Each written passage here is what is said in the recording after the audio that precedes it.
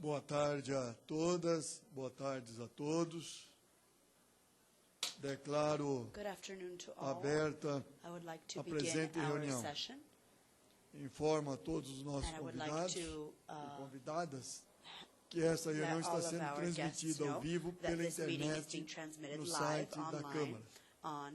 Informo também que as imagens e áudio estarão disponíveis para serem baixados na página dessa comissão logo após o encerramento dos trabalhos e que as fotos do evento serão disponibilizadas no banco de referência Câmara na página da Câmara.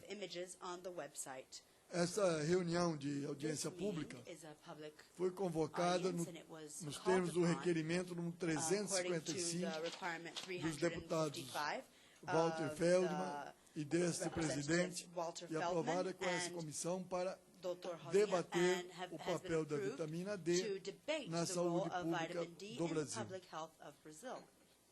São os nossos convidados, o professor, doutor especialista mundial em vitamina D, Michael Hollick, e Cícero Gali Coimbra, professor do Departamento de Neurologia e Neurocirurgia da Universidade Federal de São Paulo.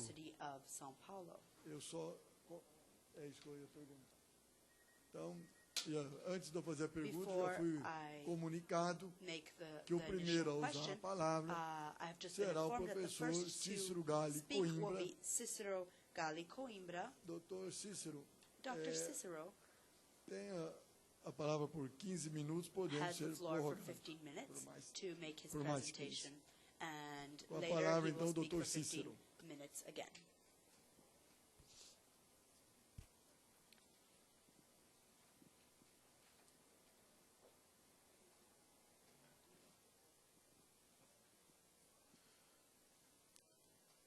Em primeiro lugar, o meu agradecimento à Comissão de Saúde, particularmente ao Dr. Walter Feldman e ao Dr. Rosinha, por essa oportunidade de discorrer a respeito de um assunto que é de extrema importância para a saúde pública, não só brasileira, mas também mundial.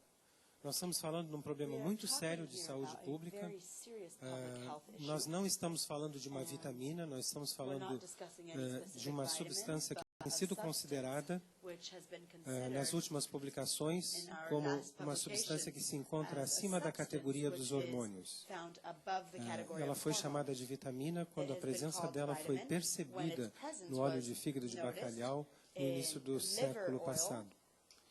Mas hoje, como ele disse, ela está na uma categoria acima dos hormônios, ela controla cerca de 10% das nossas funções celulares e os níveis baixos de vitamina D atingem quase 80% da população paulistana no inverno e favorecem um número cada vez maior.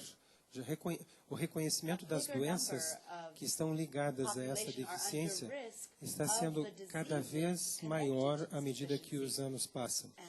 Hoje, nós sabemos que os níveis baixos de vitamina D favorecem doenças como hipertensão, diabetes, doença cardiovascular, como infarto, angina, AVC. Sabemos que gestantes que têm níveis baixos de vitamina D podem dar à luz mais facilmente a crianças autistas.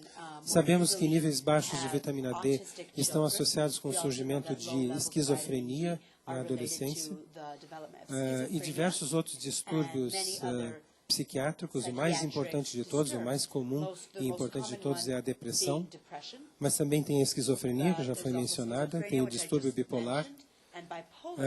A gestante tem diversos problemas típicos e muito frequentes da gestação, com níveis baixos de vitamina D, quais sejam abortos no primeiro trimestre da gestação, a ocorrência de eclâmpsia e pré-eclâmpsia no final da gestação.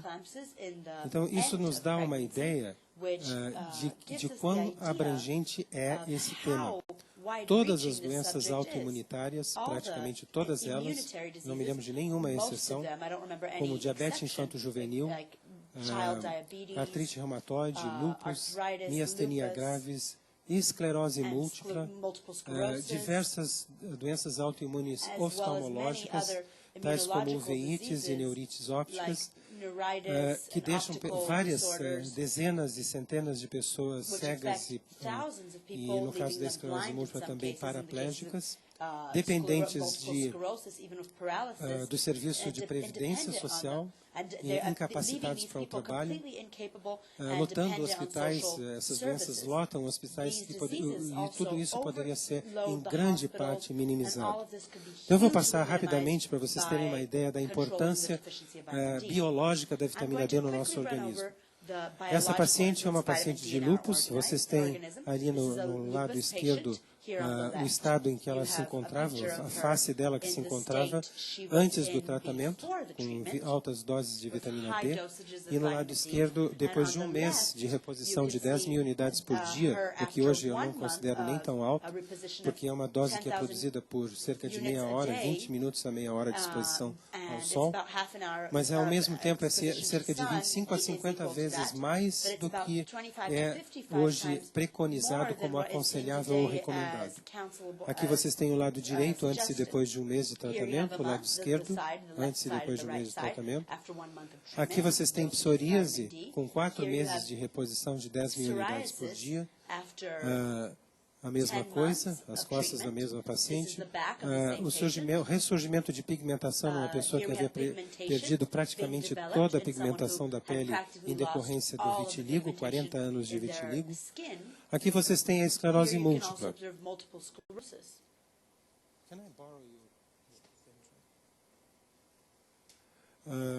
Aqui vocês têm um paciente com esclerose múltipla antes do tratamento. It's okay. I just found out.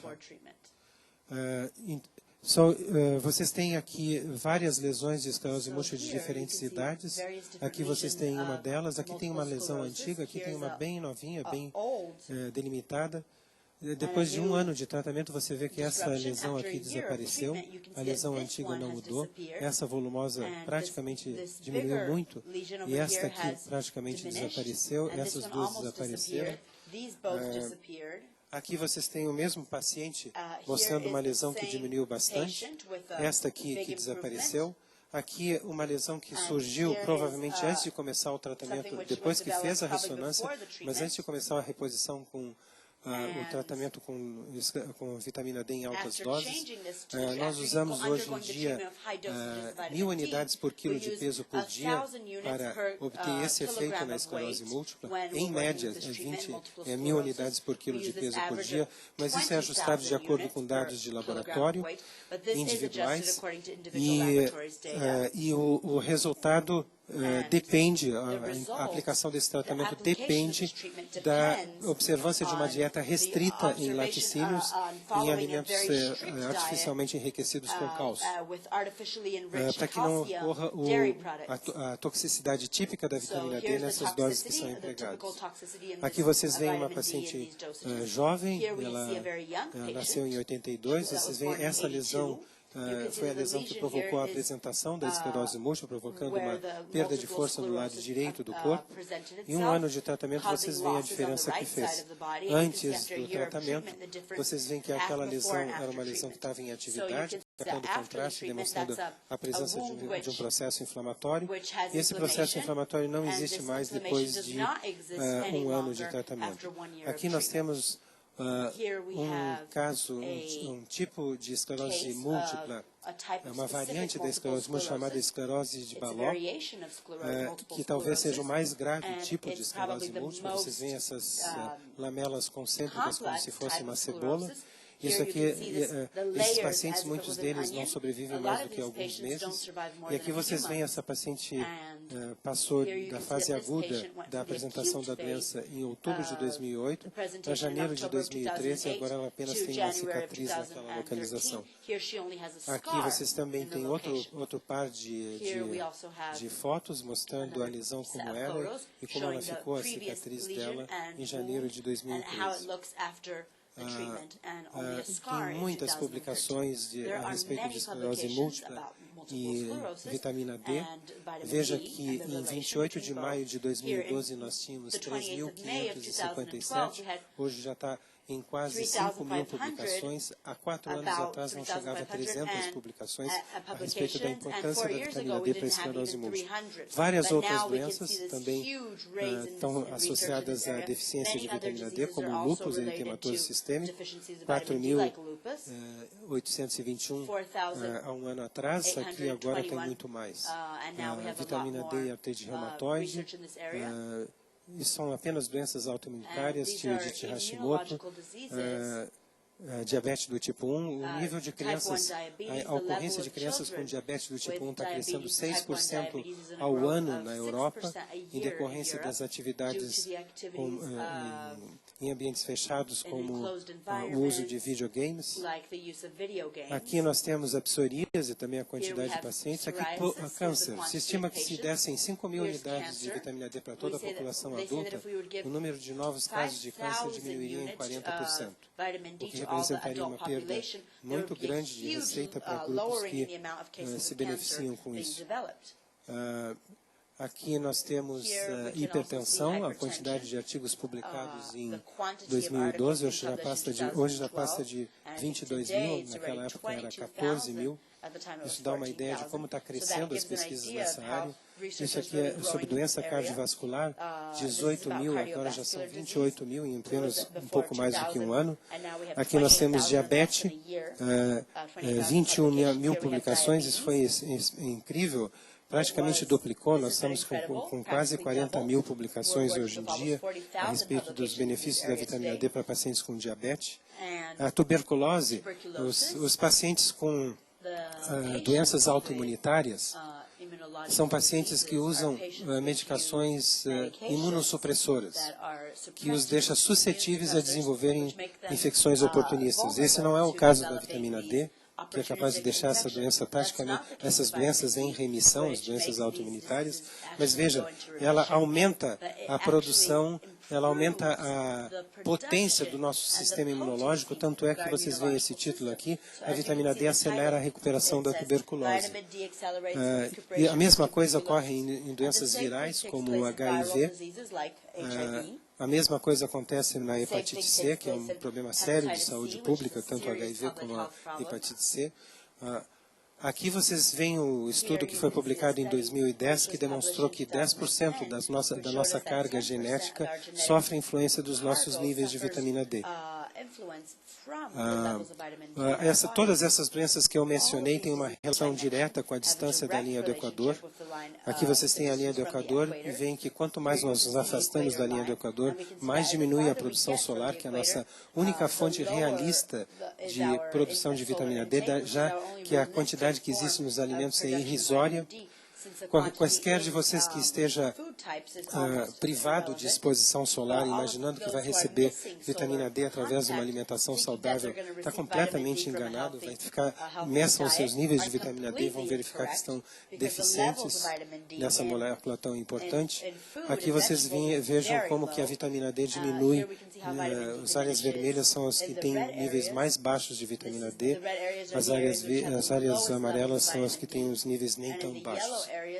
Aqui para vocês verem como que o ambiente natural e o ambiente a portas fechadas muda. Né? Vocês têm aqui os níveis de primatas, aqui vocês têm níveis do homem pré-histórico e dos índios modernos. E aqui você vê o homem urbano moderno como tem nível baixo de vitamina D, inferior ao de ratos de laboratório. Ou melhor, ao mesmo nível dos ratos de laboratório, que não tomam sol algum. Nós passamos uma situação como essa, ou como esta aqui, em que havia uma grande exposição solar, e agora, pela urbanização e pela modernização das grandes cidades, nós vivemos dessa forma, em ambientes confinados, sem receber vitamina D. Antes nós andávamos pela rua e tomávamos sol para fazer compras, agora nós pegamos o metrô sob luz artificial, descemos no shopping center, saímos com insufilme na janela do carro, entramos com o carro no subsolo, na garagem do nosso prédio. Ou seja, hoje o homem urbano moderno é capaz de se manter ao longo de um ano sem praticamente nenhuma exposição solar, fazendo todas as coisas típicas da rotina urbana moderna. Aqui vocês têm o efeito sobre as crianças, né? Devido à violência urbana, os pais ficam muito satisfeitos de verem os filhos dentro de casa, trabalhando jogando dessa forma, se entretendo dessa forma, e por isso, como eu disse, o nível de diabetes infanto-juvenil cresce 6% ao ano, tornando isso um problema de saúde pública cada vez mais grave. Aqui vocês têm o metabolismo da vitamina D, que é tal como ela é produzida na pele, ela passa pelo fígado, é transformada numa forma circulante que aqui deve ser medida para verificar a deficiência, e depois em várias células do nosso organismo, como as células do sistema imunológico, não só o rim, você tem a produção da forma ativa da vitamina D que produz os seus efeitos biológicos. Vou andar um pouquinho rápido. A vitamina D tem funções fundamentais no sistema nervoso central. Veja o que ocorre com a deficiência, levando a aumento da ocorrência de autismo, depressão, esquizofrenia, distúrbio bipolar e uma série de outros distúrbios mentais. Não vou passar por isso aqui, só para vocês saberem que a vitamina D é ativada no sistema nervoso pelas células do sistema imunológico que residem lá, né? E essa forma ativa da vitamina D age sobre todas as células que têm esse receptor representado por essa figura lilás. Aqui vocês têm uma coisa típica de pessoas idosas, né? A baixa exposição solar, a pele de uma pessoa idosa produz apenas 20%, 25% tem apenas 25% da capacidade de uma pessoa jovem de produzir vitamina D. Isso leva à deficiência da vitamina D, provoca depressão. Depressão aumenta o confinamento e aumenta a baixa exposição solar. Isso aqui a gente vai passar porque acho que nosso tempo é bem restrito. Aqui vocês têm os níveis, como que a gente mede a vitamina D. Você pode medir tanto em unidades como em microgramas. Aqui está a equivalência entre um e outro. E isso é uma coisa muito importante, um artigo publicado pelo professor Holick, foi publicado em 2003.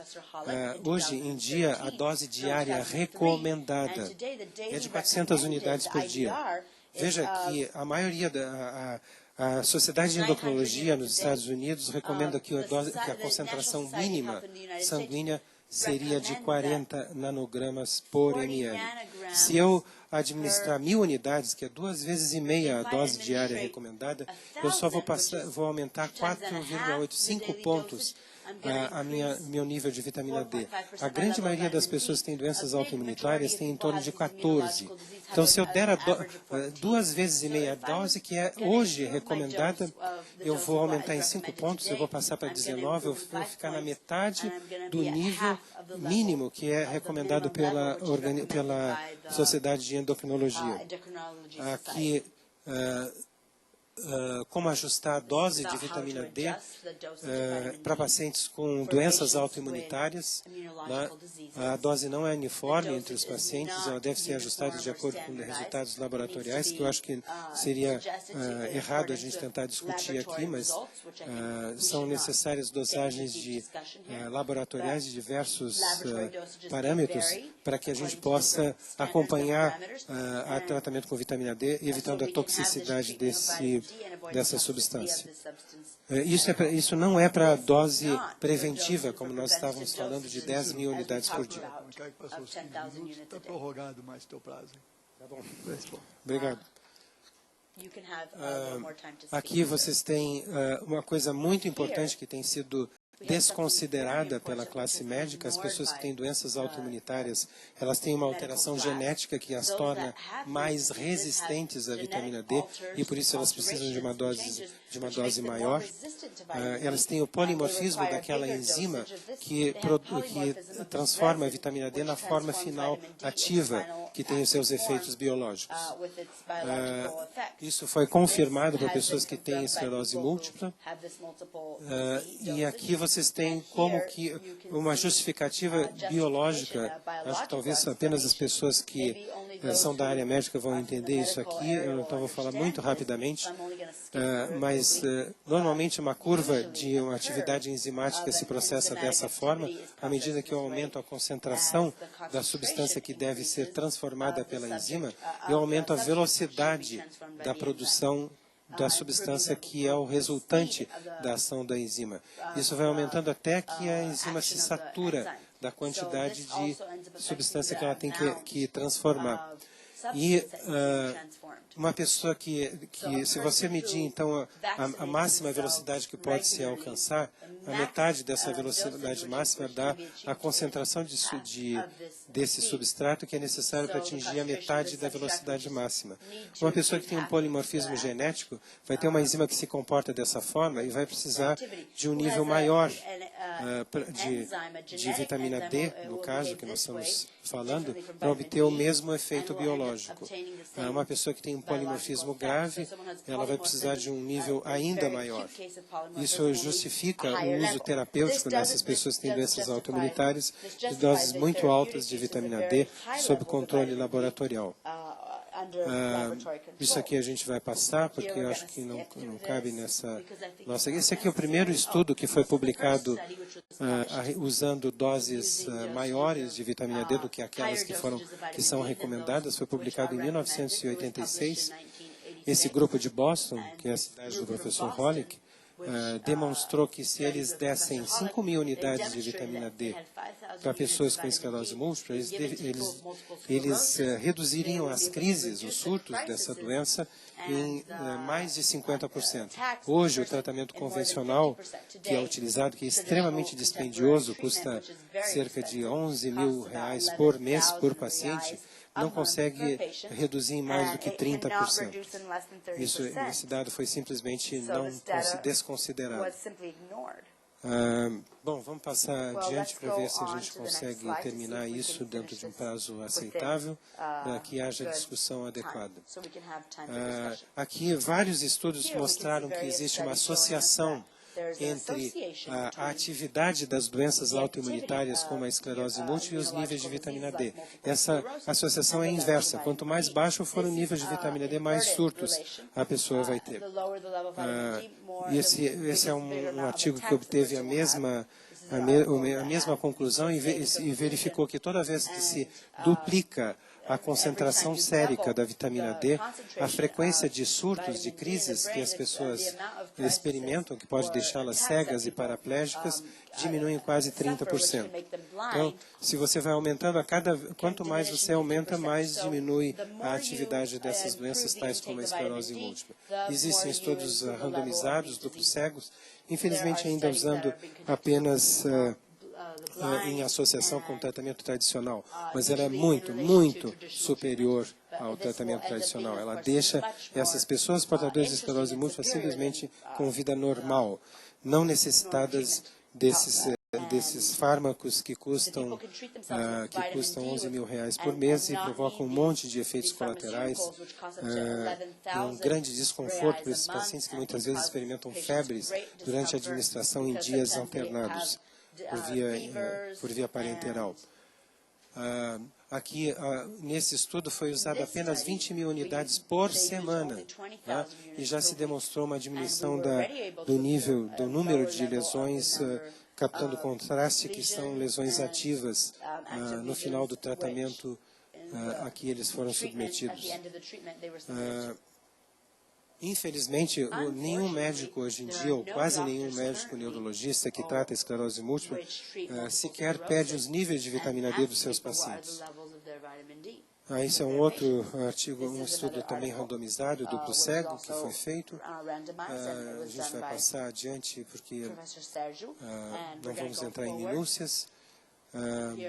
Isso aqui foi uma coisa muito importante e eu resolvi trazer para cá para que vocês percebessem o conflito de interesses que existe na classe médica e na classe paramédica em relação ao uso de vitamina D nesses pacientes. Esse autor é um médico irlandês. Ele trabalha para a indústria farmacêutica. Ele foi questionado por essa revista chamada de Revista de Esclerose Múltipla, e como ele está trabalhando com a indústria farmacêutica, produzindo novos fármacos que estão sendo testados, e a indústria farmacêutica no próprio site convidando investidores a comprarem as ações da indústria farmacêutica, que é a Biogen Idec, porque antes que esse novo fármaco produzido ou testado pelo Michael Hutchinson seja colocado no mercado, porque então as ações da empresa vão aumentar muito de preço, né, no mercado de ações, ele foi questionado pela revista pedindo assim, se ele tivesse na pele dos pacientes com esclerose múltipla, ou seja, se ele tivesse o primeiro surto de esclerose múltipla, chamada de síndrome clinicamente isolada, e a ressonância mostrasse que o diagnóstico é esclerose múltipla, ele tomaria 10 mil unidades de vitamina B, ele foi convidado a fazer um comentário. E ele deu duas respostas. Ele disse que se a questão em debate fosse estudada da seguinte forma, se ele prescreveria para os pacientes, né, 10 mil unidades de vitamina B, pacientes que estivessem nessa situação, então ele diz a resposta é obviamente não. No entanto, se a situação se torna pessoal, aí tudo muda. Aí ele diz que eu não tenho dúvida, que eu diria que é uma urgência para qualquer parente nessa situação tomar a vitamina B na situação descrita. Então, para o paciente é obviamente não, mas para o paciente é rápido, é urgência. Tem que tomar. A gente vai fazer um simpósio em São Paulo agora no dia 24 de agosto de 2013. O principal palestrante vai ser o próprio professor Hollick. Nós vamos procurar passar para o público, que em geral vai ser público da classe médica, os protocolos desse tratamento. O professor Hollick vai fazer a sua própria apresentação e a gente vai ter a oportunidade de discutir com o público médico dúvidas e questionamentos que eles venham a ter. Então, pessoas que tiverem interesse nesse assunto e forem da área médica estão convidados a comparecer. Muito importante que a gente entenda que existe um problema sério em relação aos interesses econômicos no comércio de medicamentos, esse é o meu slide de finalização, tais como esse e que estão sendo expostos na literatura médica, tal como está acontecendo com a Revista Britânica de Medicina, que colocam uma marionete, né, e coloca esse título, médicos, se referindo a médicos formadores de opinião. Né? São eles expertos independentes ou são representantes da indústria farmacêutica disfarçados? E eles entrevistaram essa senhora, Kimberly Elliott, que perdeu seu emprego. Ela era uma das funcionárias da indústria farmacêutica que selecionava palestrantes para o Congresso, médico patrocinado financeiramente pela indústria farmacêutica, e selecionava os palestrantes que conviam aos seus patrões. E aí perguntaram para ela qual relação que você tinha com os palestrantes, com os formadores de opinião. E ela disse isso, os médicos formadores de opinião são vendedores para nós, eram vendedores para nós, e nós rotineiramente medíamos o retorno do nosso investimento. Eu gostaria de mostrar isso para o público aqui, porque eu tenho dificuldade de não dizer coisas que eu acredito, de reter coisas que eu acredito comigo mesmo apenas por receio ou por estar infringindo interesses estranhos aos interesses dos pacientes. Então, por isso eu ofereço para vocês uma ideia do porquê que medicações tão simples, como diz o professor Hollick no seu livro, como um tratamento tão simples pode reverter doenças tão importantes, por que isso não pode não ser economicamente agradável aos olhos de pessoas que ganham muito dinheiro com doenças, né?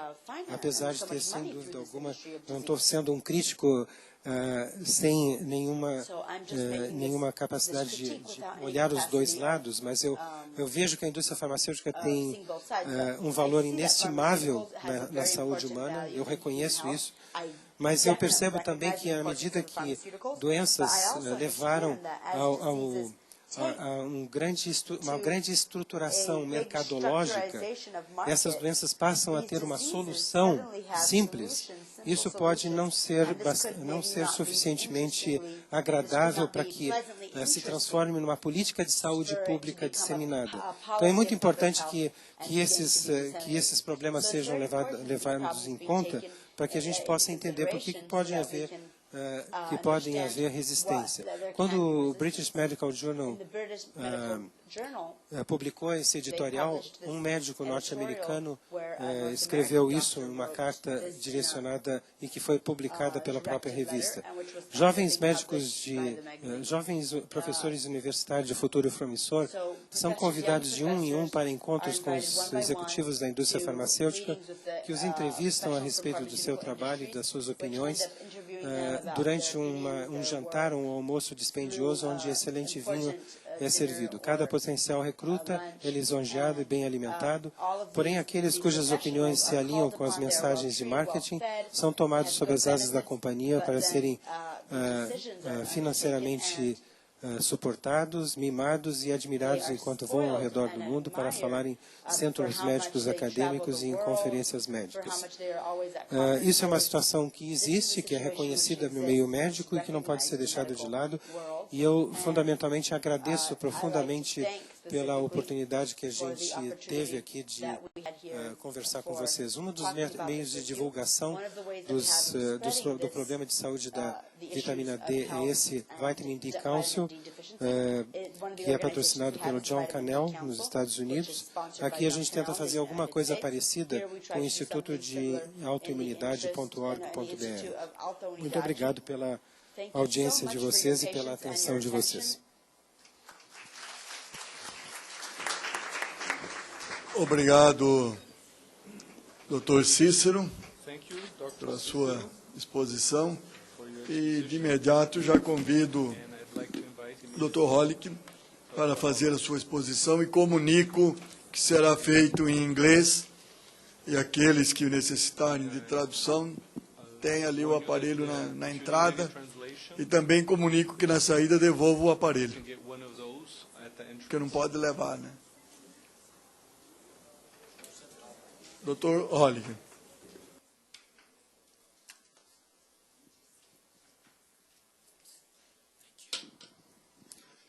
Well, it's a really great pleasure to be here in sunny Brasilia and to have an opportunity to speak to you. Dr. Coimbra did a superb job in giving you a good overview about vitamin D. O Dr. Cícero deu uma ótima vista geral do assunto e eu quero mostrar-vos que a vitamina D é muito importante. E é uma história importante para a saúde. Eu não sei do que ele está falando, mas eu digo o que você deveria estar falando. Que brasileiros estão com alto risco de deficiência de vitamina D. Mas isso é verdade? E eu espero que ele tenha convencido vocês disso. O Dr. Lazori de São Paulo diz que você deve ter uma preocupação com deficiência de vitamina, que, como vocês ouviram, porque tem muitas consequências de saúde. E ela foi lá mostrar que se você for mostrar níveis de sangue de menos de 25 nanogramas, que 21% de São Paulo, das pessoas de São Paulo são de deficiência, 56%. Muitos. Ok, então, porque eu tenho essa audiência muito larga, eu tive que perguntar a um médico, que talvez vocês tenham ouvido falar, que é bastante respeitado na comunidade médica, não só pela sua expertise, mas porque ele é muito gentil. Esse é um dos pequenos comentários que ele fez. Você é um idiota. Eu sou realmente um idiota. Eu vou ser capaz de ensinar vocês alguma coisa sobre vitamina C que vocês já não saibam.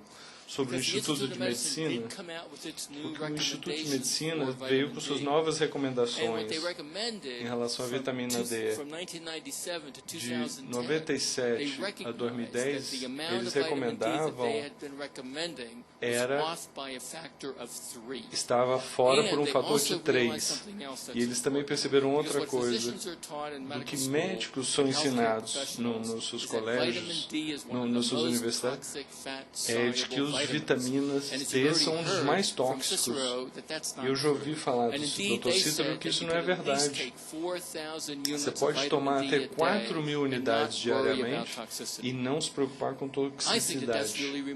Eu acho que isso é incrível. Ninguém nunca aumentou um nutriente em 3 vezes da noite para o dia. Mas eles acertaram? Mas parece que em 2011, o Comitê de Diretrizes de Práticas Endócrinas, e muitos desses são especialistas nesse campo de vitamina D, que para avaliar o tratamento e a prevenção da deficiência de vitamina C para o cuidado de pacientes que estão a perigo de deficiência, que essas diretrizes foram diferentes. Não era para médicos, era para cuidados de pacientes e para associações profissionais. E eles usam um modelo de população, não um modelo médico para suas recomendações. Então, não é nenhuma surpresa de que suas recomendações se tornaram muito diferentes do que o Instituto de Medicina. Esse slide acho que diz tudo.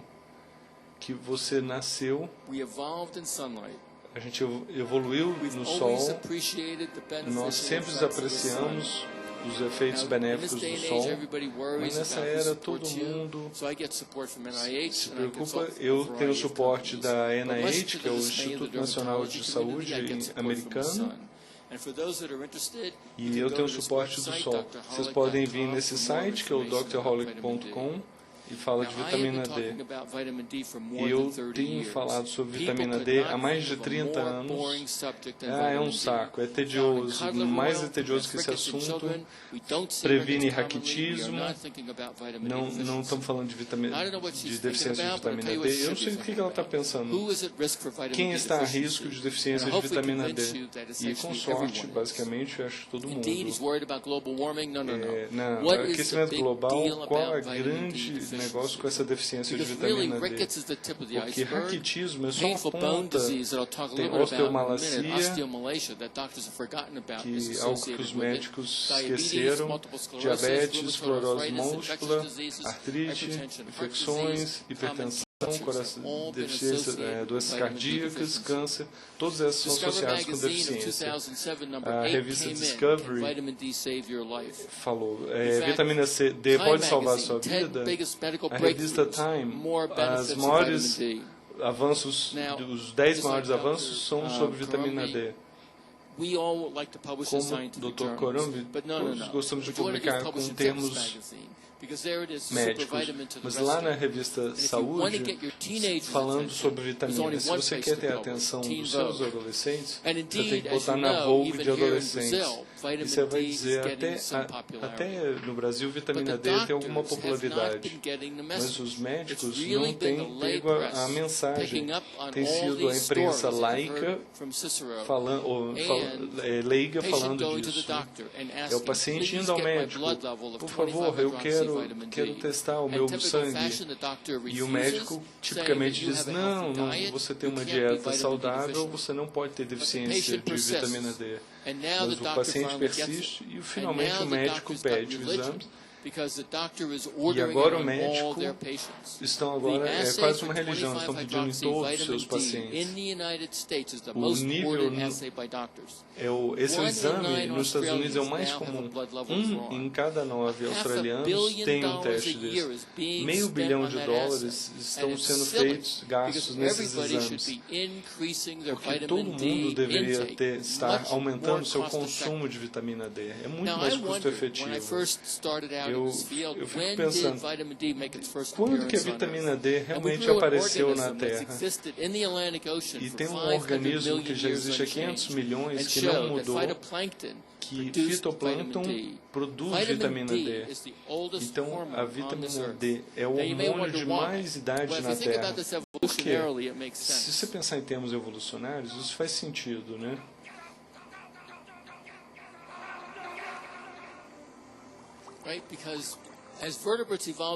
Como vertebrados, nós precisávamos de uma fonte de cálcio, mas não precisávamos de vitamina D, porque simplesmente você poderia tirar o cálcio do mar e colocar nos seus esqueletos, como havia bastante cálcio.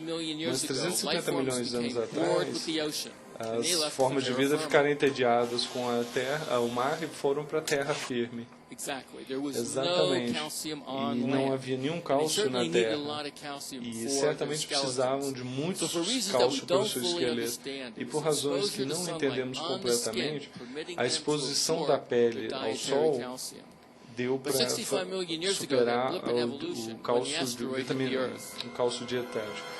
Agora, 65 milhões de anos atrás, você teve o cataclismo e se argumenta que os dinossauros desapareceram nessa época. Não, foi a deficiência de vitamina D que matou eles primeiros. Mas isso aqui, um rato topeira, é o que sobreviveu ao Holocausto. E eles não precisavam de vitamina D. E se você vê de uma perspectiva evolucionária, isso faz sentido.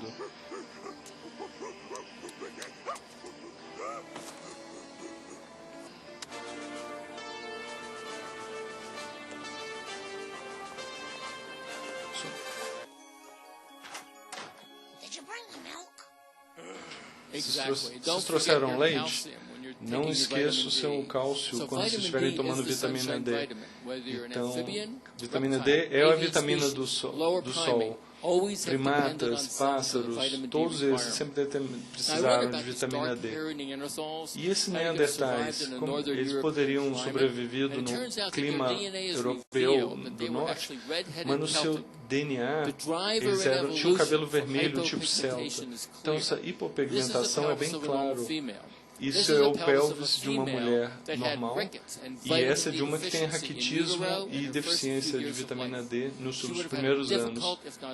Elas teriam uma dificuldade grande em dar parto, então em algumas gerações a dipigmentação mudou de acordo com as migrações. E mostramos muitos anos atrás que você não consegue fazer vitamina no inverno. E aí levei minha filha para o safari no Quênia. Mas o africano, ele está feito para o seu meio ambiente. Então, como é que se contrasta isso? Minha pigmentação genética reduziu para que eu pudesse fazer mais vitamina D. Como é que você faz isso? É a energia do sol que quebra esses laços duplos e que o torna que vem essa vitamina D. Temos muitas preocupações. Você pode fazer vitamina D demais? A resposta é não, porque qualquer excesso é destruído pelo sol. Você não vai ficar tóxico de vitamina D na exposição ao sol. Isso aqui é o menino propaganda da exposição ao sol. Mas a verdade é que se você faz vitamina D na sua pele, dura 2 vezes mais no seu sangue do que se você tomar como um suplemento. Para os humanos começa na Revolução Industrial, que raquitismo clássico, né?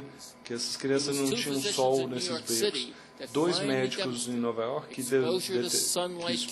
provaram que a exposição ao sol curava raquitismo. Em 1931, o governo americano fez recomendações de que as crianças deveriam ser expostas ao sol para elas pudessem pegar a exposição ao sol, para que elas não pegassem raquitismo.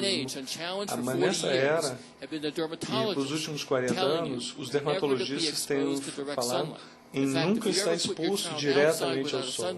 E se você botar a criança lá fora, sem proteção, podem te acusar de abuso infantil.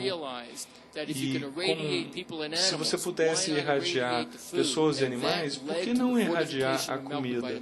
Isso levou à irradiação de leite com vitamina D.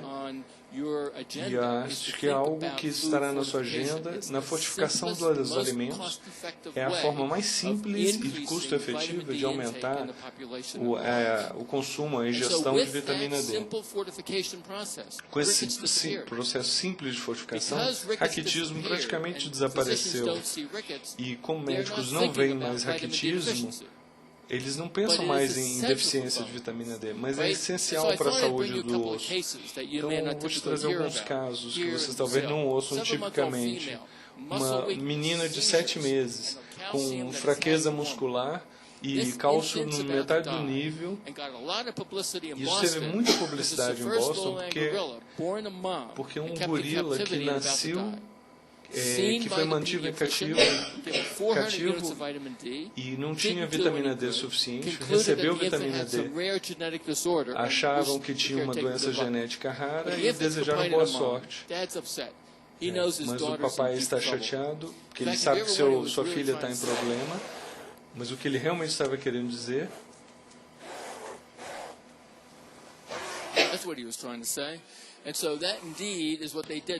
Isso é o que eles fizeram.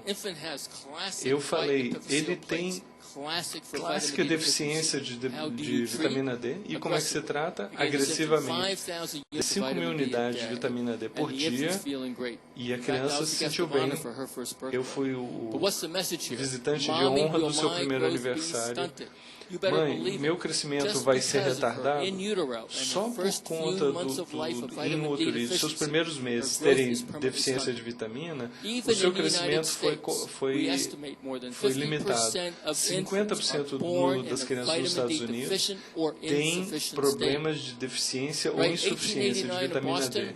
Aí, em 89, em Boston, o raquitismo era muito comum. Mas é um problema no ano 2000? Sim. Nos nossos hospitais podemos ver dezenas de casos de raquitismo.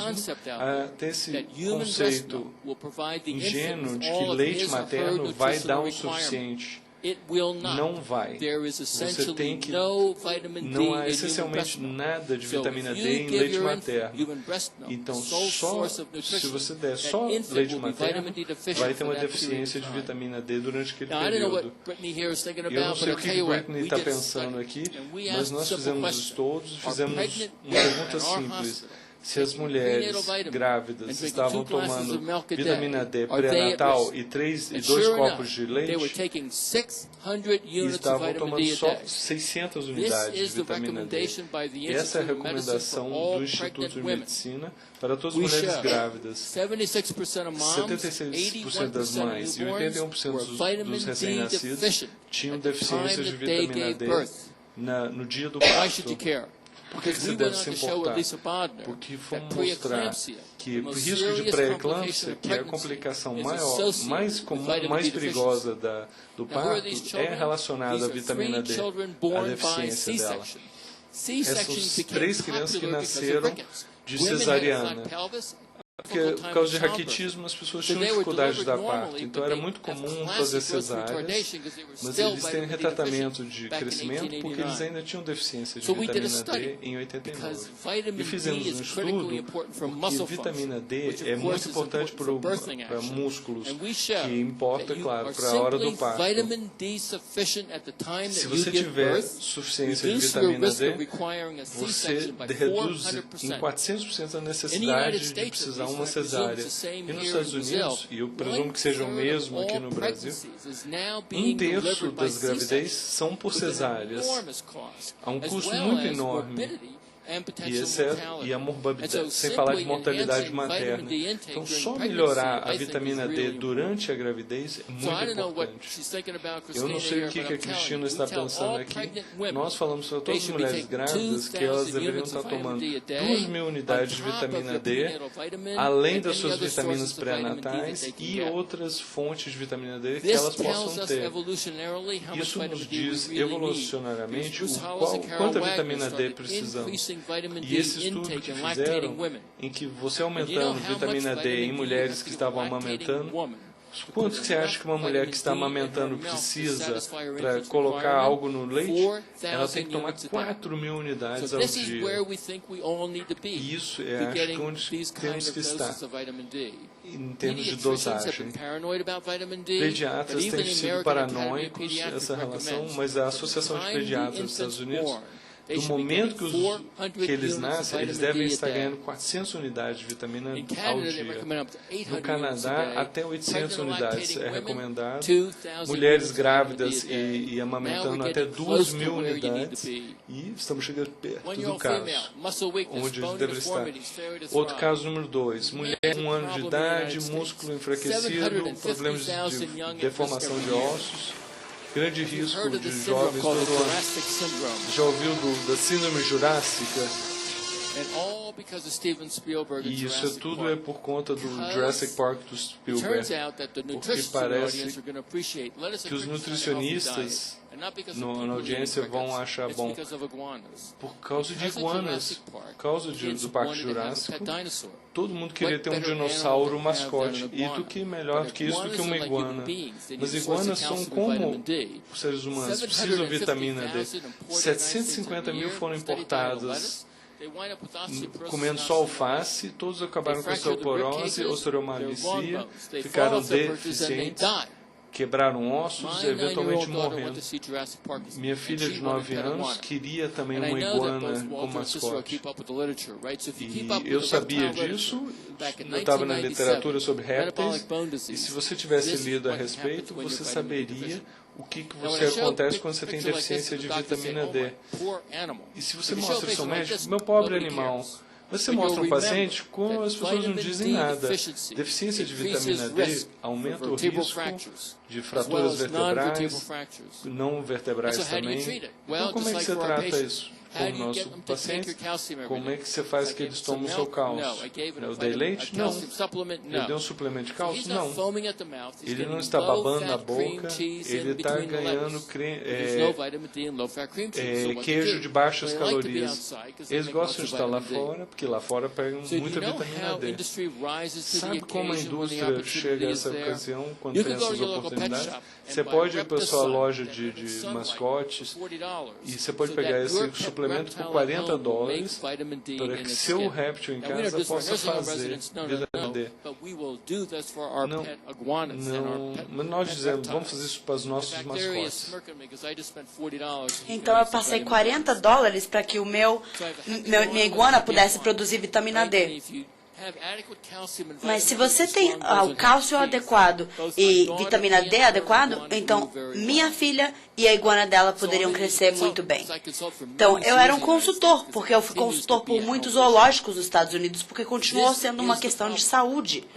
Aqui é o problema. Você acredita que você tem uma dieta saudável, recebendo todos os nutrientes necessários, mas nós sabemos que nos Estados Unidos, mesmo que a comida seja fortalecida com vitamina D, nenhuma criança ou adulto pode ter suficiente vitamina D da dieta. Isso está em produtos lácteos, mas não é o suficiente.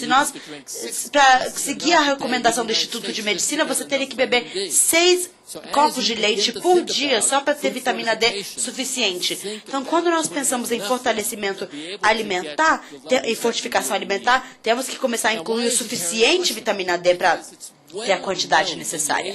E, bom, é bem conhecido nas comunidades asiáticas que os cogumelos secos no sol são benefícios alimentares muito bons, porque eles têm uma capacidade enorme de produção de vitamina D. Então, quando os restaurantes percebem isso, ou a alimentação, a indústria alimentícia, eles radiam luz solar nos cogumelos. Mas aqui vamos voltar aos anos 40, onde as crianças gostavam de comer, odiavam comer esse óleo de bacalhau, de fígado de bacalhau, mas era muito bom para eles. E na Rússia, eles continuam a radiar as crianças com mercúrio para preveni-los de uma deficiência de vitamina D. Bom, a imprensa constantemente me entrevista e tenho que sempre falar com os dermatólogos e eles sempre me dizem, não se exponham muito a luz solar, coma mais peixe. Mas quanto peixe você tem que comer? Não é bonito a quantidade. Eu gosto de pescar com meu filho, aqui na Guatemala, e aqui tem uns peixes lindos, mas eles não têm vitamina D. É só o peixe oleoso, o salmão, que tem vitamina D. Então teria que ser 5 a 7 vezes por semana. Mas, na verdade, a diferença é grande também é o salmão do mar e o salmão das fazendas de peixes. Então, o que acontece é que só o salmão natural tem vitamina D. Então, você está no sol produzindo vitamina D, e aqui temos um exemplo clássico da camada de ozônio. E o ozônio é muito eficiente em absorver a radiação ultravioleta e você pode receber só a vitamina D. Mas no inverno, você usa muita roupa e você não recebe tanto sol. Então, o que nós demonstramos em Boston, aqui na primavera, no verão, você produz vitamina D e no inverno você não está produzindo vitamina D nenhuma. Bom, os meus colegas disseram, Cícero me ligou um dia, ele falou, precisamos de evidências, de remédios baseados em evidências. Então, eu falei com os meus alunos, eu falei, preciso de algum voluntário para provar para o Cícero que não se produz vitamina D no inverno. E eu tive um voluntário, fui eu, e não produzi nenhuma vitamina D no inverno em Boston. Então, minha filha foi para o Miami, para o Spring Break, e imagina, se você vive acima de Atlanta, você não produz vitamina D. Então, se olharmos o Brasil, qualquer lugar abaixo de 32 Sul, você não vai conseguir produzir vitamina D 4 a 5 meses por ano. E mesmo morando em Brasília, você só está produzindo de 10 a 15% do que você precisa, do que você estaria fazendo durante o inverno. E nós demonstramos que em Buenos Aires, como vocês veem aqui, que no inverno tem uma enorme redução na produção de vitamina D. Então, vocês já aprenderam isso. Sai de manhã cedo e no final da tarde, dá uma corrida, produz vitamina D, não vai danificar sua pele. É muito lindo para o romance, mas você não produz vitamina D nesse horário. Na verdade, é o pior horário para sair, porque você recebe a radiação e você não recebe a vitamina D. Só entre 10 da manhã e 3 da tarde você consegue produzir vitamina D. Nós estudamos até no Panamá e demonstrou a mesma coisa. Então, nós aprendemos isso sobre o sol. Que, óbvio que muita exposição pode destruir sua pele e aumentar o risco para o câncer. Então, bom, aqui tem uma evolução da roupa na praia. Mas e se a gente colocar protetor solar? Protetor solar de FPS 30. Como isso reduz isso vai reduzir em 98% a habilidade da sua pele de produção de vitamina D. Se você se expõe ao sol, você produz vitamina D. O FPS 30 absorve uma grande porcentagem e você diminui a porcentagem enormemente do que você está produzindo. Então, 90 a 95% da produção de vitamina D está vindo do sol. Claro que você não pode ficar assim, dessa cor. Mas nós sabíamos no processo da evolução que nós sabíamos antigamente quanto ficar no sol e quando voltar para a sombra. Mas nós perdemos essa capacidade. Olha só, como que nós sabemos quando você está fazendo vitamina D? Isso não acontece mais, então nós estudamos isso. Quando você sair na praia e você olhar a equivalência de produção de vitamina D que você teria que consumir, seria 20 mil unidades de vitamina D. Então agora você compreende os nossos antepassados que estavam produzindo milhares de unidades de vitamina D diariamente, porque eles caçavam.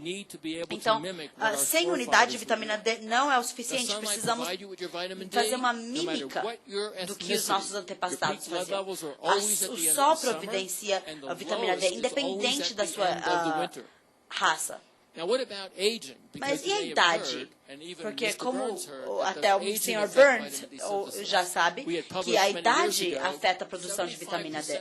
Nós vimos uma produção de 75% na redução. Então agora ele está pensando, será que dá para produzir mais quando nós somos idosos? Bom, nós levamos os idosos para a varanda para pegar sol e depois de 20 a 30 minutos a pele tem uma capacidade tão boa de produção de vitamina D que eles ainda poderiam produzir essa vitamina D na pele. Agora, quanto sol deveríamos pegar? Nós não recomendamos isso. Então, sol só de um lado, você teria que ficar virando.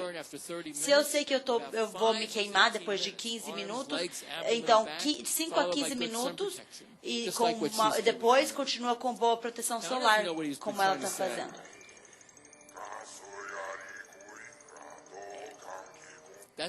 Então, ele está dizendo que a obesidade causa vitamina D, deficiência de vitamina D.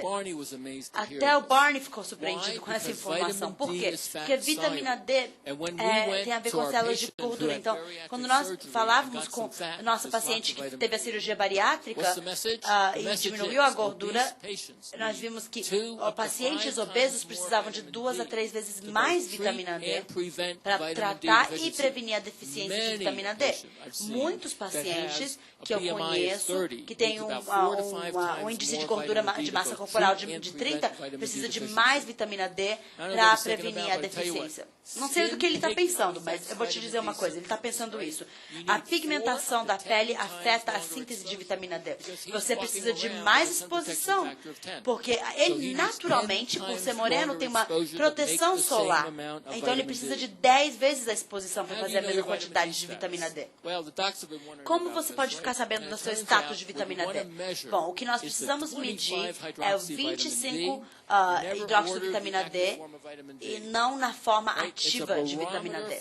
Então, aqui temos um barômetro para o status da vitamina D. E o gama natural é de 100, é de 20 a 100, mas é sugerido um mínimo de 40 a 60 nanogramas por miligrama, e isso é totalmente seguro.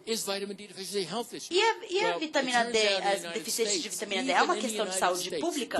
Bom, nos Estados Unidos, 32% de todas as crianças e adultos estão em risco de deficiência de vitamina D, mesmo com a fortificação dos alimentos. Então, e o Brasil?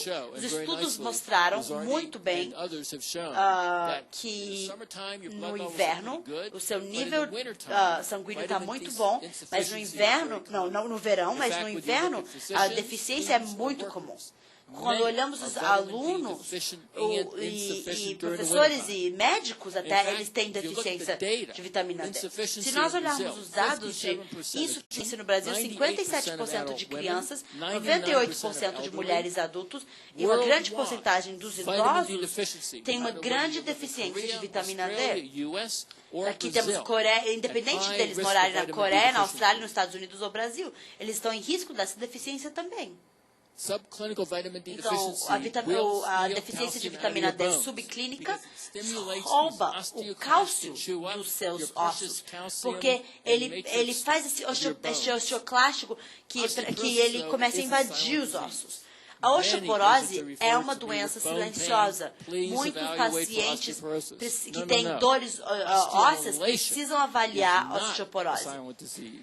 Mas a osteomolação não é uma doença silenciosa, então os sintomas dessa doença são dor nos ossos, dor isolado nos ossos e dores musculares. E um grande diagnóstico moderno é fibromialgia. E na minha experiência, a grande parte de quem é diagnosticado com fibromialgia tem deficiência de vitamina D e poderia corrigir isso. Que nesses procedimentos clínicos, eles demonstraram que 150 crianças e adultos tinham dores nos seus músculos, 93% tinham deficiência de vitamina D. Bom, eu perguntei aos meus alunos o tempo inteiro sobre isso, porque é muito importante. Quando você vai ao seu médico e pede para ele fazer uma densidade óssea, ele vai te falar, você tem osteoporose ou não? Mas será que você pode distinguir osteoporose de uma deficiência de vitamina D numa simulação? Não. A resposta é não. Eles têm a mesma cara. As duas doenças têm a mesma cara. Muitos pacientes que sobrevivem de cálcio e vitamina D com uma densidade óssea muito baixa, quando eles recebem o cálcio adequado e vitamina D adequada, eles podem ter um impulso de 5% na densidade óssea sem nenhum tipo de medicamento. Então, muitos dos meus pacientes, das mulheres pós-período de menopausa, que têm um problema de osteoporose, eu falo para elas andarem de 3 a 5, de 5 a 10 quilômetros por semana e vir conversar comigo em um ano para ver se melhorou a densidade óssea. Aqui nós temos o homem de 78 anos e contexto dele, muitos dos sintomas da suposta osteoporose são resolvidos simplesmente corrigindo a deficiência de vitamina D. Então, isso acaba melhorando depois da implementação de vitamina D. Aqui ele está sempre reclamando com o cachorro dele sobre dores no músculo e o cachorro está falando, você é burro, você está faltando vitamina D. Nós não temos que nos preocupar com esteroides, porque sabemos que vitamina D é muito importante para as funções musculares. E você tem um receptor de vitamina D no seu músculo, no seu esqueleto. Então, cada super-homem precisa de mais vitamina D. Eu procurei uma foto do Cícero quando ele era criança, eu encontrei na internet e eu queria descobrir se ele sabia que vitamina D era bom mesmo quando ele era criança. Então aqui nós vemos uma quantidade, 72% menos quedas, menos chances de quebras ósseas. Aqui o estudo na Europa mostra que a capacidade muscular máxima, se você tem acima de 32, e também a densidade óssea está extremamente relacionada aos níveis de hidróxido de vitamina D também. Então nós queremos que todos possam ter mais ou menos 30, vão melhorar os ossos, vão melhorar a pele e a saúde. Bom, como tratamos a deficiência de vitamina D? Agora, os médicos têm muitos problemas com isso, porque eles vão dar multivitamina com 400 unidades por dia. Bom, você não pode tomar mais do que uma multivitamina, porque senão você vai ter uma overdose de vitamina A. Então, é o máximo de 1. Então, quando o seu carro está sem combustível, você enche o tanque. Então, quando você está com deficiência de vitamina D, o que nós fazemos nos Estados Unidos é que nós temos uma dosagem de 50 mil unidades, é igual a 6.500 unidades de vitamina D por dia. E você, para prevenir que isso ocorra outra vez, nós colocamos esse paciente em 3.000 unidades de vitamina D. E nós falamos, bom, você pode dizer, bom, vitamina D é solúvel na gordura, ele não vai se acumular no corpo. Bom, Einstein se preocupou com isso, então nós olhamos os nossos dados e nós produzimos esse arquivo de conhecimento médico sobre isso. Por 6 anos, com 3.000 unidades por dia, os níveis sanguíneos estavam sendo mantidos, não existia toxicidade. Com 1.000 unidades de vitamina D por dia para adultos saudáveis no inverno de Boston, não era o suficiente para elevar o nível sanguíneo deles em algo suficiente. Então, isso não é o suficiente para adultos. Mas, claro, os médicos estão preocupados com a intoxicação. Mas acontece que você pode ter até 10.000 unidades por dia, é totalmente seguro por pelo menos 5 meses. Mas você pode se intoxicar, porque, bom, esse cara comprou esse produto na internet, ele achava que eram 1.000 unidades e a companhia tinha esquecido de diluir isso, então ele estava usando 1 milhão de unidades por dia. Aí sim você pode ter uma caso de toxicidade de excesso. É difícil você ter uma intoxicação de vitamina D, é muito raro. Mas tem um pequeno grupo que está aí fora que fala, por que você se importa com isso? Bom, como nós ouvimos do Cícero, uma vez que você produz vitamina D na pele, você metaboliza isso no fígado. E todas as células no seu corpo têm um receptor de vitamina D. Por que esses receptores de vitamina D estariam presentes se não fossem importantes? Bom, aqui estão as outras funções. Em 1979, nós descobrimos que com vitamina D, quando tratando isso com vitamina D, normalizava algumas infecções. E a conexão de vitamina D e câncer? Tem muita evidência entre deficiência de sol e deficiência de vitamina D e câncer. Em 1941, se você morasse no norte dos Estados Unidos, você tinha mais chances de morrer do que quem morava no sul. E nos anos 90, eles diziam que 50% de vitamina D por dia diminuía o risco do câncer no colo. E os enfermeiros que tinham mais alto grau, ou pacientes de câncer que tinham mais alto grau de vitamina D, estavam reduzindo seus riscos. Um estudo feito com o grupo do Bob Heeney sobre dar a uma mulher essa quantidade de cálcio, você reduz todas as possibilidades de câncer. Um estudo mostrou que as meninas, as mulheres jovens que tinham uma exposição elas reduziam o risco de câncer de mama em 70%.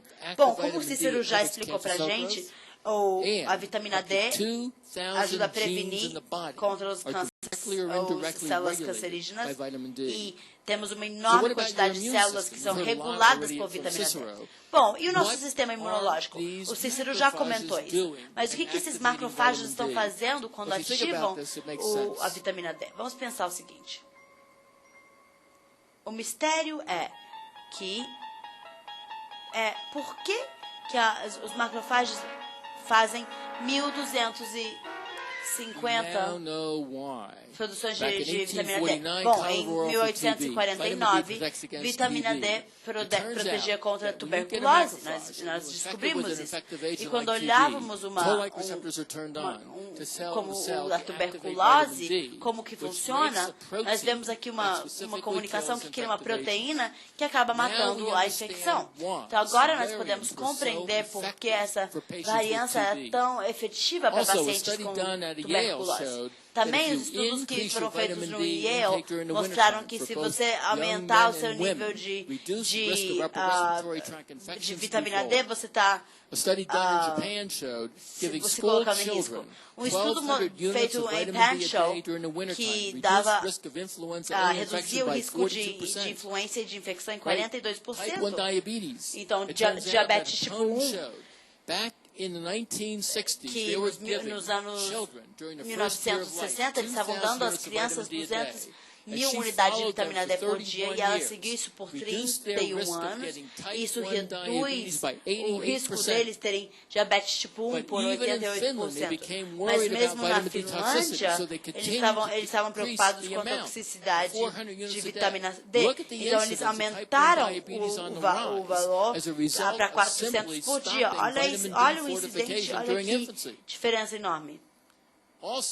Também parece que as suas células de beta também têm um receptor de vitamina D. E vocês já ouviram do Cícero hoje que existe sim uma associação com uma disfunção metabólica e com diabetes. Então, um estudo dos Estados Unidos mostra que se você aumentar o seu nível de vitamina D. Então, por exemplo, se você vive acima de Atlanta, o seu risco de ter MS é muito mais alto. E os estudos mostram que as mulheres com os mais altos níveis de vitamina D estavam diminuindo o seu risco de artrite, por exemplo, em 44%, e osteoartrite, que também tem sido associada com a deficiência de vitamina D. Também acontece que essa doença PVD acaba também que 80% pode reduzir o risco com esse número mágico de 30 nanogramas por miligrama. Também já foi associado com problemas cardíacos. Então, os dois genes que conduzem a pressão sanguínea, a função do coração, regularmente têm vitamina D. Também a circulação. Se você tem uma deficiência de vitamina D, você tem um risco muito maior de ter um ataque cardíaco. O que eles estão pensando? Eles estão pensando o seguinte: qual é a consequência de adolescentes terem deficiência de vitamina D? Nos Estados Unidos, nós temos uma estimação que 15 milhões de adolescentes em risco tem açúcar elevado no sangue e um risco enorme de ter diabetes tipo 2.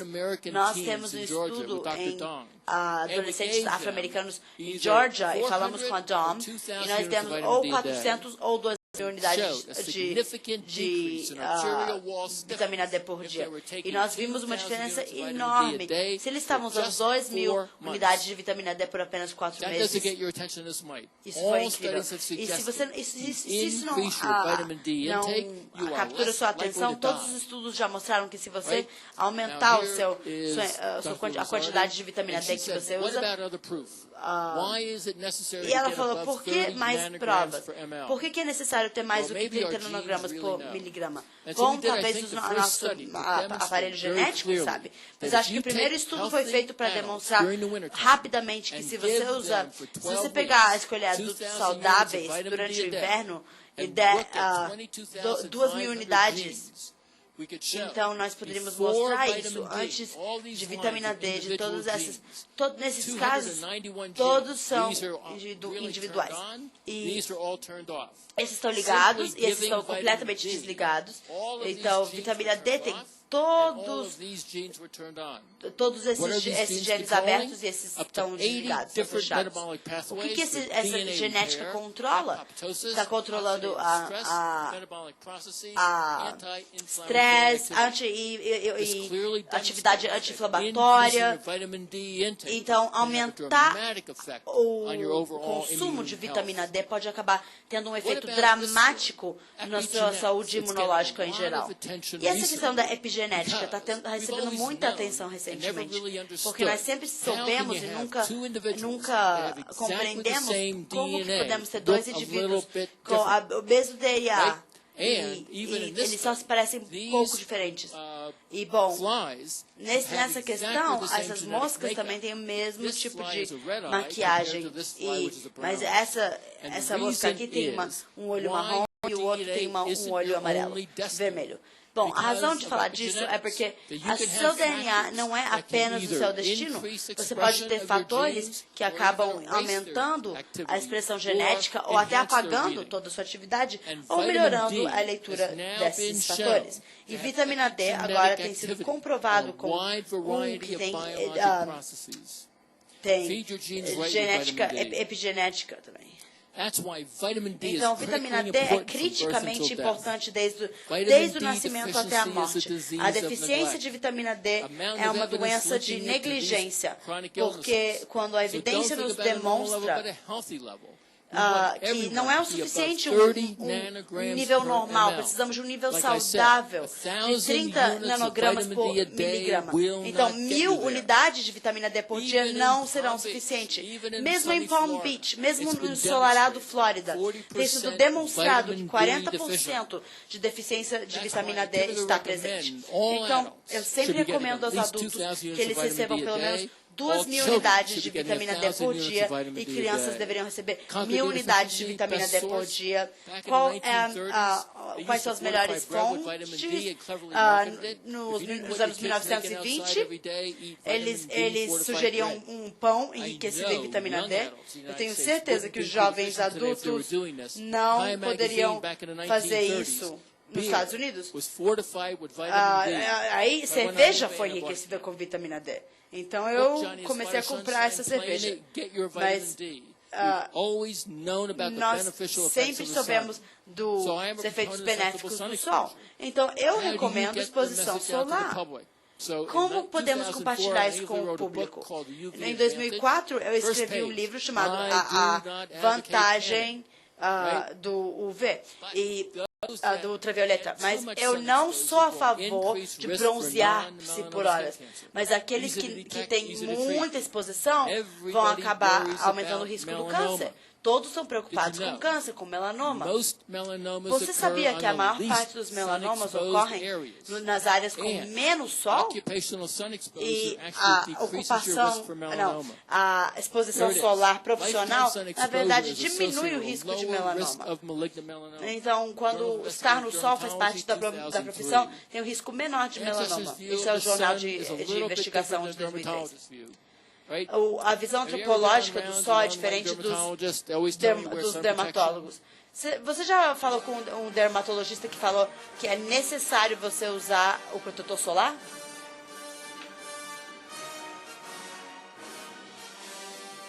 Right, I like the kinder, gentler view in life, and Schultz epitomizes this. Peter's character, another note from his mom. Are you seeing your son? I hope so. A little son is good. Perhaps 10 minutes a day. This time of the year was about right. He was right on target. Ele estava exatamente correto. This is what's happened to our sun. It's been demonized for more than 40 years unchallenged. Stop message in Australia. Guess who this is? That's an Australian dermatologist on vacation in the summertime. 87% were vitamin D deficient. Eram deficientes de vitamina D. Have you ever wondered about this? Você já pensou a respeito disso? O que ele não podia parar?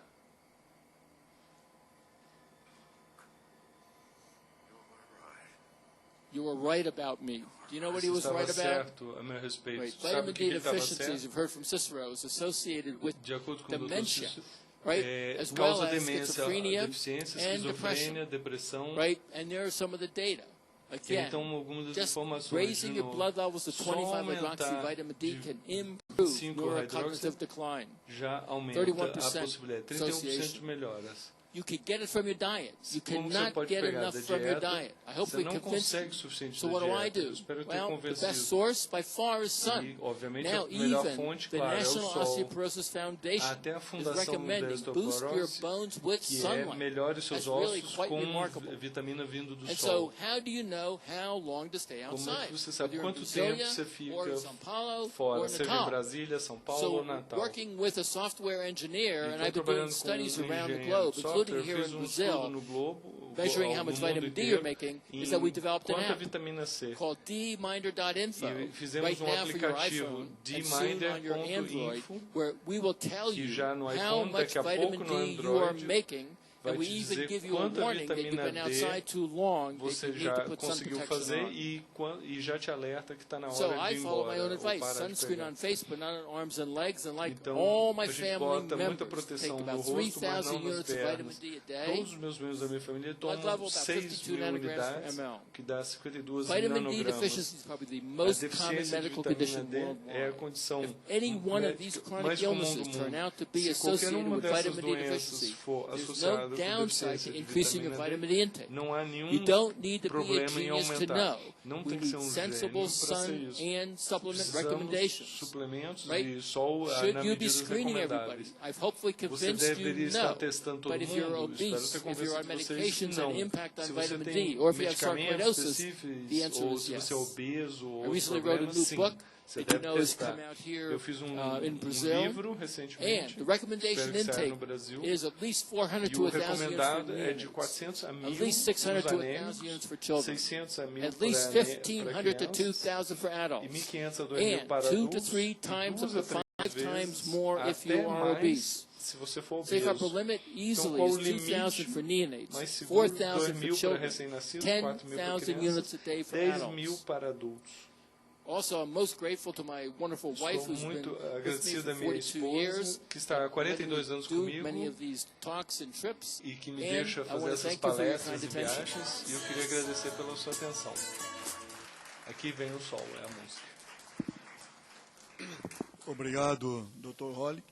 Thank you, Dr. Hollick. Convido para a mesa junto com o Dr. Cícero. The panel, together with Dr. Cícero.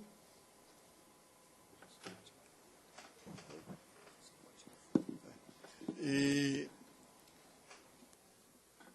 agradeço a bela exposição feita por ambos.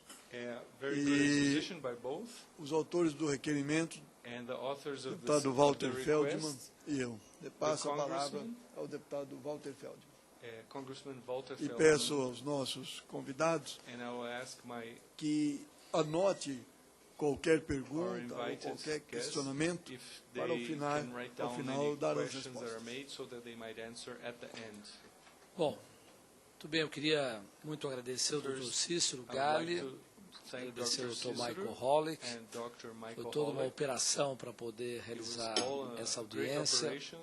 Nós ficamos aí durante 2 meses convidando os senhores deputados, os profissionais ligados à saúde, para que pudessem saborear a experiência que essas duas figuras acadêmicas, científicas, têm produzido em relação ao conhecimento da vitamina D.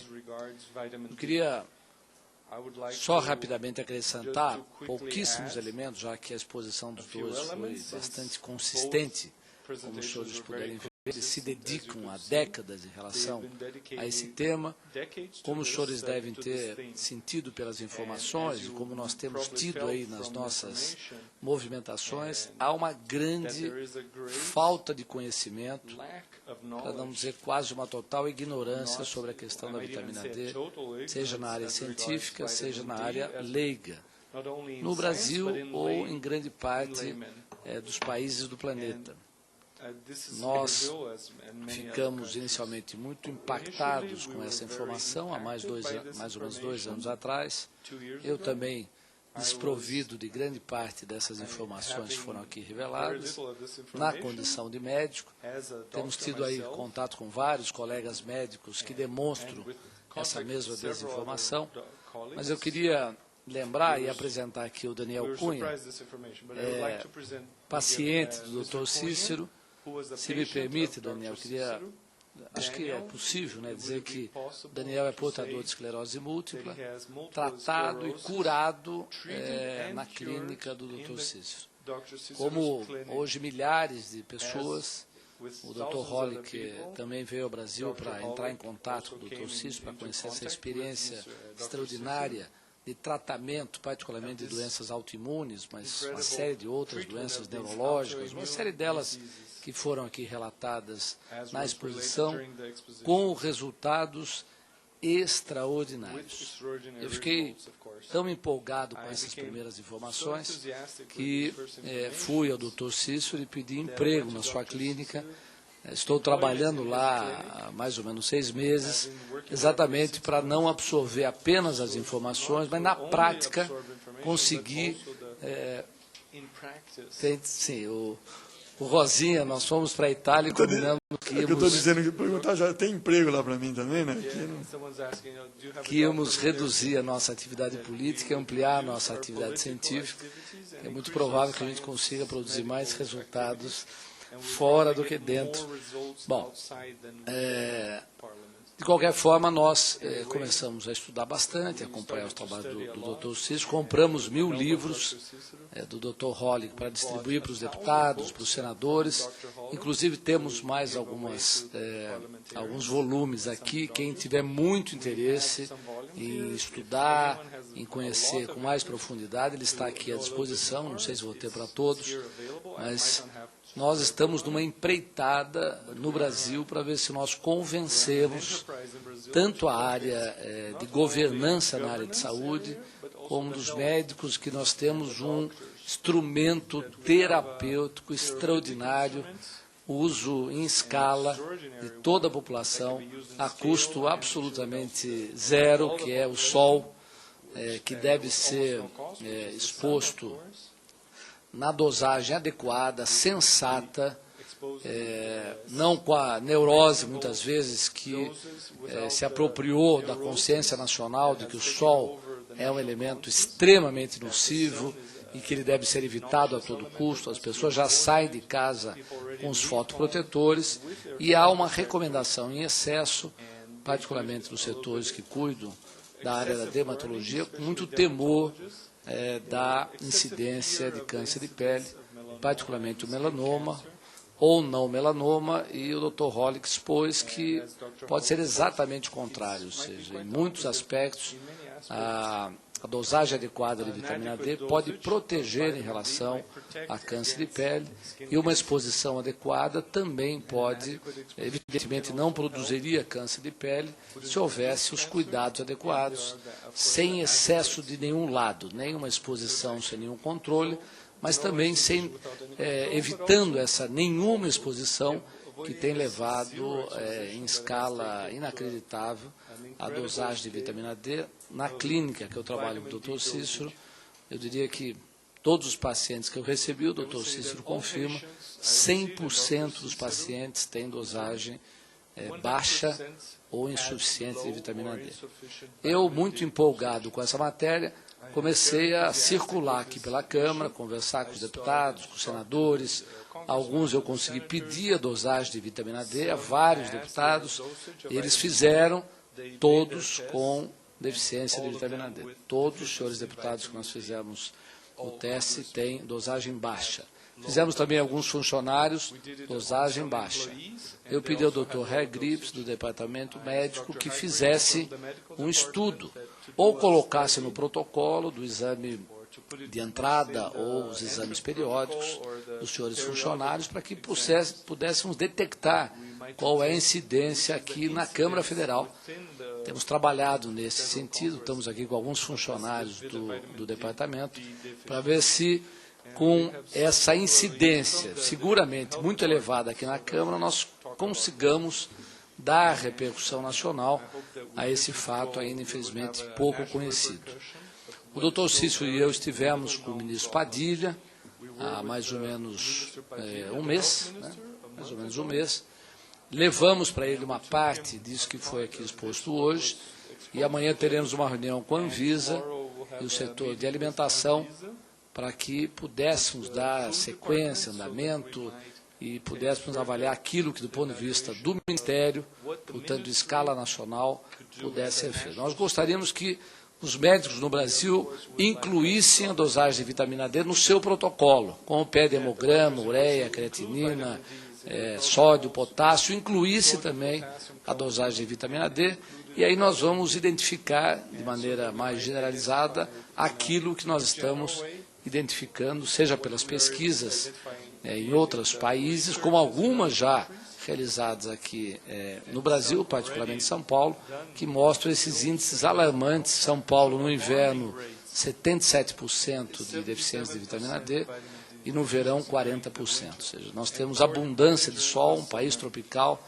mas as pessoas se escondem, portanto, não tem a dosagem mínima adequada. Como o Dr. Hollick falou, não há outra fonte apropriada de elevação da dosagem de vitamina D a não ser o sol, enorme esforço um pouco através dos alimentos, ou então incluir na nossa alimentação o complemento vitamínico, que não pode ser esses de amplo espectro, porque eles são combinados com outros que não permitiriam a dose adequada.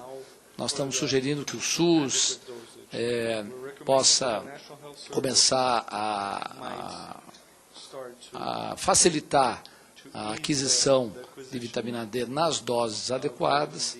Estamos sugerindo que na alimentação do brasileiro, particularmente no leite, no iogurte, outros produtos, possamos incluir doses mais elevadas de vitamina D do que aquelas que hoje são aceitas. Vamos estudar amanhã com o Departamento Técnico do Ministério da Saúde para ver se isso é possível. E nós, de maneira, eu diria, muito contestada, apresentamos um projeto de lei. Fala, Rosa. Não.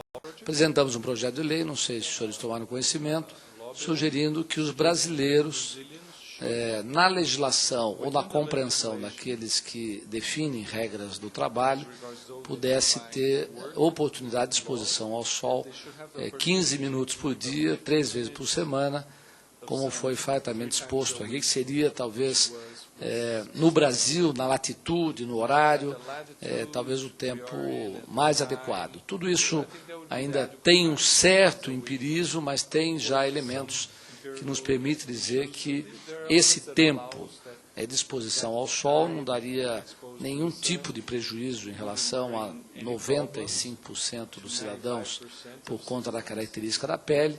Aqueles que tivessem uma pele mais delicada ou tivessem alguma predisposição a câncer de pele, evidentemente esses poderiam ter uma proteção, poderiam aí fazer a sua complementação oral e não através da exposição do sol. Mas é exatamente o contrário do que é feito hoje. Hoje 100% não pode tomar sol, causando tudo isso que foi revelado, quando talvez 5% deveriam ter um cuidado maior, e isso compromete 95% da população, com as consequências que nós vimos. Então, isso tem sido o trabalho. Nós já visitamos várias indústrias alimentícias no Brasil, a Sadia, a Perdigão, a Nestlé, no sentido de tentar introduzir em alguns desses alimentos uma dosagem mais adequada de vitamina D. Como última informação, a experiência maior do Dr. Cícero na sua clínica é com esclerose múltipla. O Daniel, eu recomendo o YouTube, Daniel Cunha, vitamina D. Os senhores vão ter muitas informações a respeito.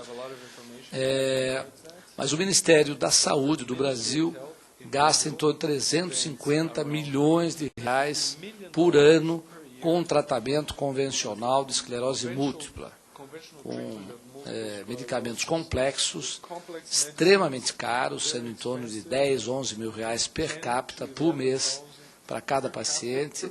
Isso é oferecido diretamente ao SUS, porque a maioria desse paciente jamais poderia pagar essa quantia mensal. Então, o SUS fornece, o paciente recebe com muita facilidade e nós acreditamos que esse tratamento que resulte no máximo 30% de remissão das crises ou uma melhora muito discreta, muito parcial, com o tratamento de vitamina D, a cura, diria que na quase absoluta totalidade dos casos, é total. O paciente é curado com tratamento de vitamina D. Esse é só um exemplo, talvez o maior da clínica do Dr. Cícero para tratamento de doenças autoimunes, mas com experiência também muito relevante, já consolidada no tratamento de outras doenças autoimunes. Ou seja, esse eu diria que é uma saga, é uma batalha, enormes interesses aí estão coligados na contramão das informações que beneficiariam muito toda a população, e particularmente os pacientes, mas interesses de caráter econômico, de caráter pseudocientífico, interesses corporativos, de raízes muito arraigadas em tratamentos convencionais, que precisa uma audácia para tentar absorver informações ou a coragem para mudar práticas que têm dado resultados muito insuficientes, muito parciais. Então, nós fizemos questão de realizar essa audiência, apesar de não ter a plateia que todos nós esperávamos, mas acreditamos que vale a pena, acredito que está sendo feito, os resultados são bastante estimulantes. A vinda do Dr. Hollick aqui para nós é uma alegria, talvez a figura, talvez não, seguramente a figura que mais estudou vitamina D no mundo, continua estudando. Ele participará de um seminário para médicos, profissionais de saúde no sábado, promovido pelo Dr. Cícero, já tem quase uma centena de inscritos, porque nós queremos repassar esse acúmulo de informações e essa esperança de mudar, de certa forma, a realidade brasileira, com a introdução de um elemento natural e barato, como a vitamina D ou o sol, e dar, a partir daí, mais uma contribuição ao avanço natural e científico que a sociedade já tem e já pode produzir para todos e não apenas para alguns. Então, queria muito agradecer a oportunidade. Dr. Rosinha, volta a palavra. Doutor deputado César Colnago. Deputado Walter, primeiro, minhas escusas, porque eu não tive... Hoje é um dia que nós estamos aqui com manifestação da MP 621, ato médico, PEC 300, Código Mineral, tudo ao mesmo tempo. E eu repito aí o alemão que diz que não queira ver como se faz a salsicha nem as leis, né? Porque é tudo ao mesmo tempo, uma correria muito grande, mas eu quero dizer que não consegui pegar as falas, mas o Walter já tem sido aqui um grande contribuinte por essa situação da vitamina D, que não é falta não, a ignorância, eu sou médico, é completa, imensa. E os médicos não têm nem hábito de pedir. Eu dosei a dosagem da vitamina D porque fui no nutricionista há 6 meses atrás e está baixíssimo. Não está no nível normal. E aí eu queria... Mas você está tratando já, né? Comecei. Foi prescrito hoje. Peguei hoje a prescrição do Dr. Walter. Mas eu queria, primeiro, fazer umas 2 ou 3 perguntas. Quer dizer, nós temos quase 1 bilhão.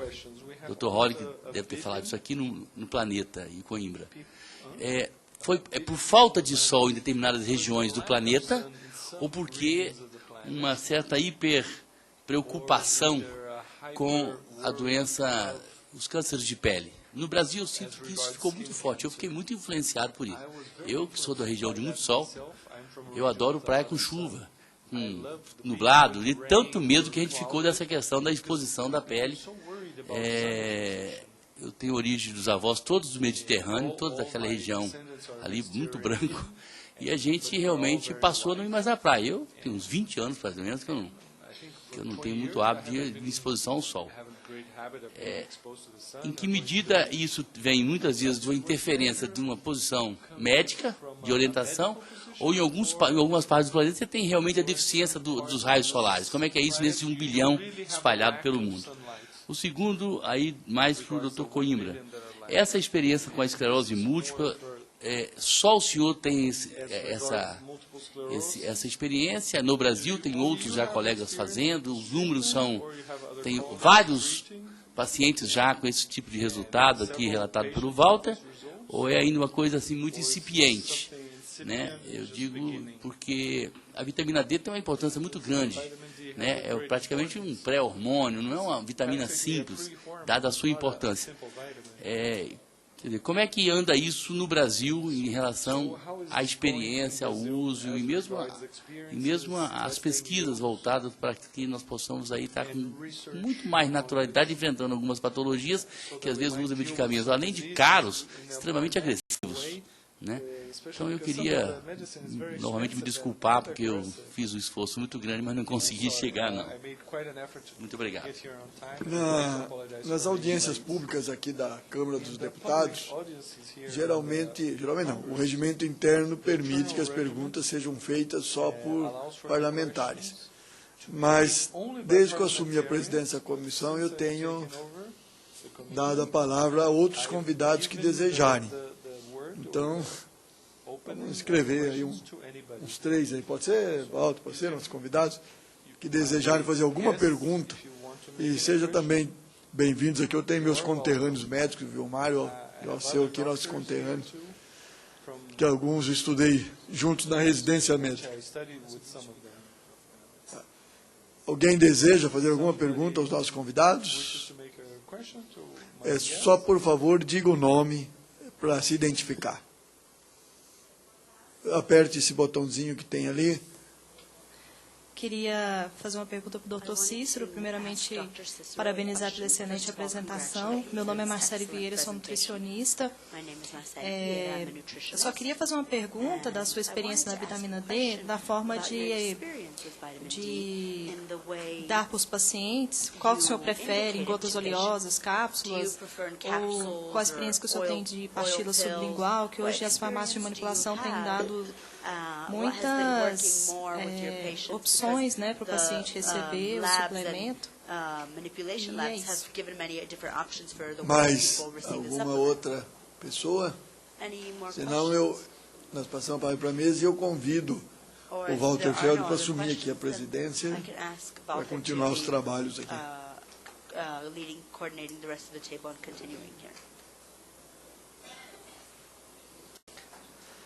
Mais alguém? Podemos? Pois não? Bom, boa tarde. Meu nome é Lídia Bezerra. Eu sou professora de Educação Física. Também sou docente da Universidade de Brasília. Nós estamos iniciando uma pesquisa com exercício físico em pessoas com Parkinson. Vamos avaliar os níveis de vitamina D, até porque está associado com essa doença. Eu gostaria de fazer uma pergunta para ambos os doutores aí. Primeiramente, parabéns. A gente fica realmente bastante preocupado com toda essa informação. Então, a gente gostaria de saber, assim, no caso dos parkinsonianos, qual seria o nível adequado, até porque a gente vai verificar o efeito do exercício também, em conjunto com a suplementação da vitamina D. Muito obrigada. Vamos só responder essas 3, eu passo depois, só para não acumular muito. Tá bom? Dr. Hollick, suas respostas. Sure. So, regarding the issue of skin cancer, it's just like anything else in life. You know, a little is good. Pouco é bom e excesso não é bom. Então, a